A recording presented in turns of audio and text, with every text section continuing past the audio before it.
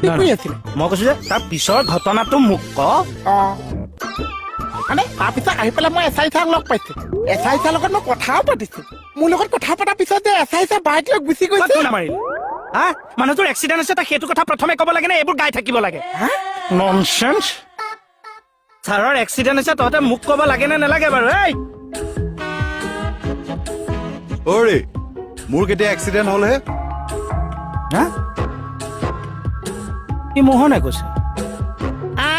কি কৈছে মই কেতিয়া চাই এক্সিডেণ্ট হৈছে বুলি কৈছো তই কোৱা নাছিলি মই কৈছো যেতিয়া আপুনি মনে বই চাপটা চাপটি কৰি আছিল এইটো মানে একেটা কথাকে চেপেটা কৰি আছে পিছৰখিনি ক আচল কথাটো চোন মোক ক'বলৈ নিদিছে কচোন